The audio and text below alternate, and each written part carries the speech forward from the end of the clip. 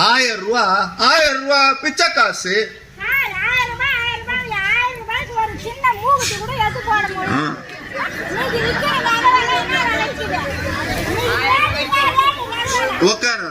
பாரு, ஆத்தாவுக்கு என்ன ஆசைன்னா 10 பவுன்ல 1000 ரூபாய்க்கு நகை கொடுத்தா தான் 1000 ரூபாய் மதிப்பேங்க.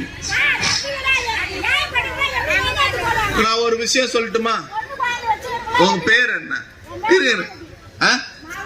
மாலதி. மாலதி அம்மாவுக்கு 1000 ரூபாய் வருதா?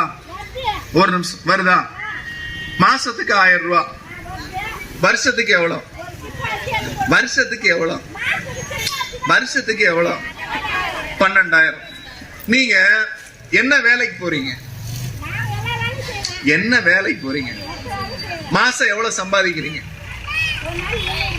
ஒரு நாளைக்கு 300 ரூபாய் அவங்க சம்பாதிக்கிறாங்க.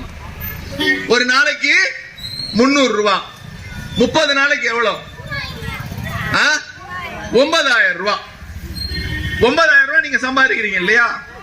ஆமா தானே? ஏன்னா 1000 ரூபாயில வந்து ஸ்லாப் இருக்கு, இவ்வளவுதான் வருமானம் இருக்கணும்னு.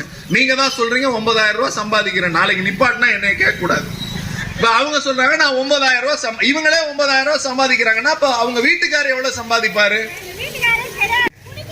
சரி, வேற அவனுடைய எண்ண ஓட்டமும் இவங்களோட எண்ண ஓட்டமும் ஒன்னா இருக்கு. 1000 ரூபாய நிப்பாட்டுன்னு சொல்லி அத பிச்சை காசுன்னு சொல்றது பாஜக. இவங்க என்ன சொல்றாங்க? 1000 ரூபாய வச்சு நான் என்ன பண்ணிட முடியும்னு கேக்குறாங்க.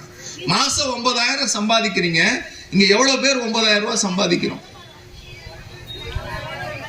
சத்தமா அந்த 1000 ரூபாய் உங்களுக்கு பயனுள்ளதா இருக்கா? கைய தூக்கி சொல்லுங்க. அந்த 1000 ரூபாய் பயனுள்ளதா இருக்கா? இந்த பாருமா, இவ்வளவு பேருக்கு பயனுள்ளதா இருக்கா? உனக்கு தான் பயனுள்ளதா இல்ல. ரேஷன் கார்டு இருக்கா? ரேஷன் கார்டு இருக்கா? அரிசி வாங்குறீங்களா? அரிசிக்கு காசு வாங்குறாங்களா? இல்ல இல்ல, அரிசி காசு இல்ல, 1000 ரூபாய் காசு எல்லாமே உங்க வீடு தேடி வருது. ஆனா இவங்க என்ன சொல்றாங்க? அவங்க என்ன சொல்றாங்க? 1000 ரூபாய் எனக்கு 10. பிளே ஸ்டோர் மற்றும் ஆப் ஸ்டோரில் இருந்து பாலிமர் செயலியை QR கோடு மூலம் பதிவிறக்கம் செய்யுங்கள்.